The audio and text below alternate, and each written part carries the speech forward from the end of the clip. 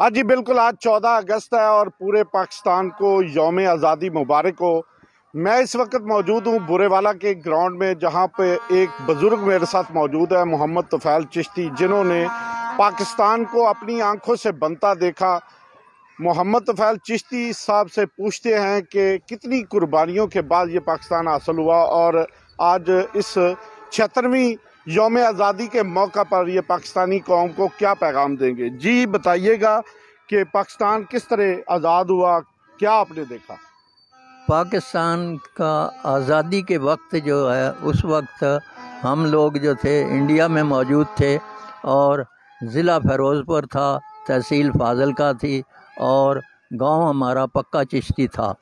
وہاں کے ہم رہنے والے تھے، اور میں اس وقت مختصر میں، جو اس وقت وہ ضلع بن چکا ہے، اور اس شہر میں میں 4تھی جماعت میں پڑھتا تھا، اسلامیہ اسکول میں، اور پھر میں چھٹیاں گزارنے کے لیے اپنے والدین کے پاس یہاں گاؤں میں آیا ہوا تھا۔ اس وقت میرا ایک بھائی، اللہ جنت نصیب کرے، حافظ شفیق احمد، انہوں نے قرآن مجید فاضل میں سنایا تھا۔ صوفی شہاب الدین صاحب نے اصرار کیا کہ یہ بچہ جو ہے ہمارے پاس پہلا قرآن سنائے گا۔ وہ جب قرآن مجید ختم ہوا تو ہم اس کا انتظار کر رہے تھے کہ وہ آئے گا۔ وہ جب آیا، وہ عید پڑھ کر آیا، اور آتے ہی اس نے پیغام دیا۔ اس نے کہا کہ یہ 27ویں کی رات کو مختصر میں بھی ایک بم بلاسٹ ہوا ہے، اور فاضل میں جس مسجد میں میں پڑھا رہا تھا، اس میں بھی ایک ہندو جو ہے وہ یہاں بم پھینکنا چاہتا تھا، لیکن اس کو مسلمانوں نے گرفتار کر لیا۔ تو اس طرح سے اس نے آ کر بتایا کہ اب شہر کے حالات بڑے کشیدہ ہو چکے ہیں، اور ایسے قتل و غارت جو ہے وہ شروع ہو چکی ہے۔ تو اس وقت ہمارے والد صاحب، اللہ جنت نصیب کرے، انہوں نے 2 آدمیوں کو بھیجا کہ جاؤ ہیڈ سلیمان کی پر دیکھ کر آؤ کہ کہیں یہ ادھر سے جتھے تو نہیں جا رہے یہ سکھوں کے۔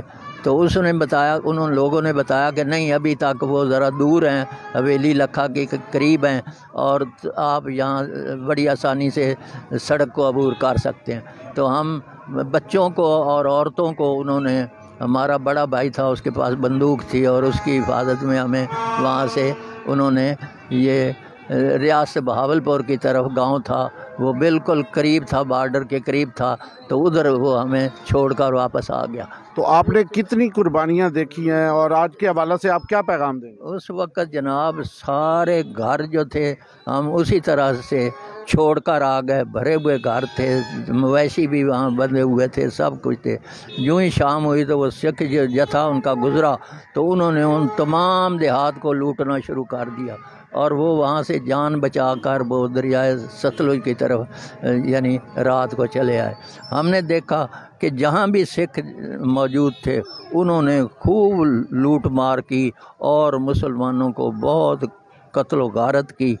ایک قافلہ آ رہا تھا مسلمانوں کا، مختصر کی طرف سے چلا تھا، یوں ہی فاضل کا قریب آیا، تو اس وقت وہ سارے سکھ جو تھے وہ مسلح تھے، ان کے پاس برچھے تھے اور تلواریں تھیں، اور وہ اس قافلے پر، مسلمانوں کے قافلے پر ٹوٹ پڑے، اور اس میں ہمارے کئی رشتہ دار بھی موجود تھے، اور اس قافلے میں انہوں نے بہت سے لوگوں کو شہید کیا۔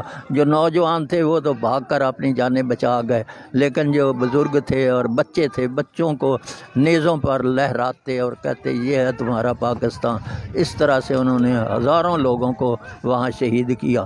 آج کے مناسبت سے آپ کیا پیغام دیں گے؟ یہ پیغام ہے کہ یہ آزادی جو ہے، یہ کوئی سلیٹ میں کسی تشتری میں رکھ کر نہیں ہمیں دی گئی، یہ اس کے لیے ہم نے بہت سی قربانیاں دی ہیں، ہمارے آباء و اجداد نے بہت سی قربانیاں دی ہیں۔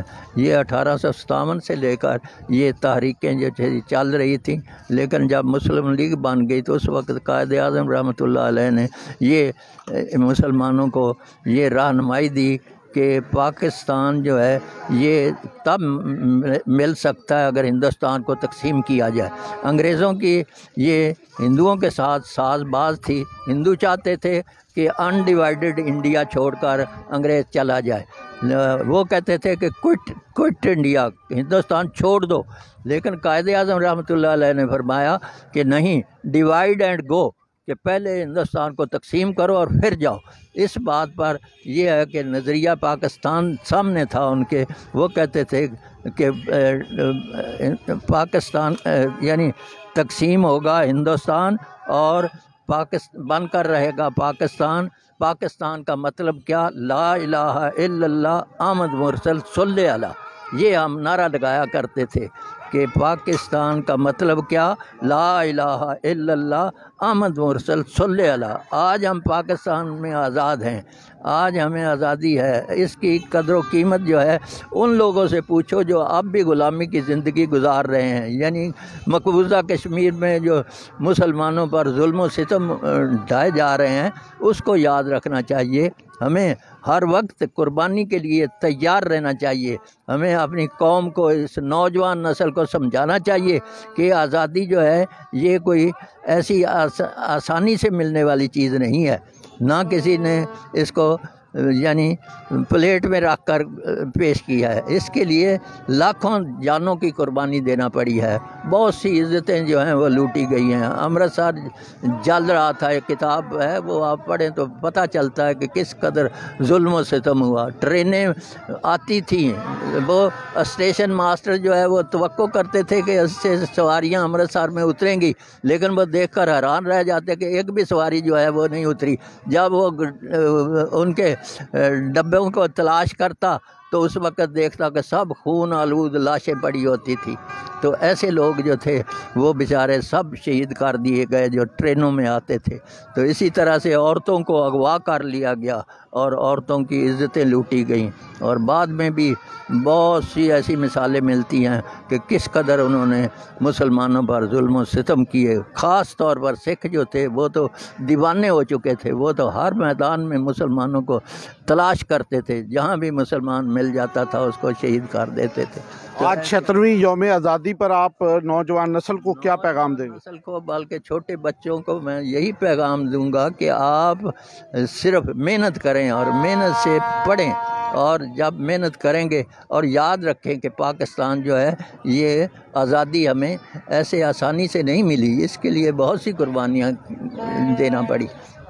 ہاں جی بالکل، ان کی آپ نے بات سنی. بڑی دکھ بھری کہانی انہوں نے ہمیں بتائی کہ پاکستان جو ہے وہ لاکھوں قربانیوں کے بعد حاصل کیا گیا، اور نوجوان نسل کو ایک خاص پیغام دیا کہ اس کی قدر کریں اور دو قومی نظریہ کو زندہ رکھا جائے. جی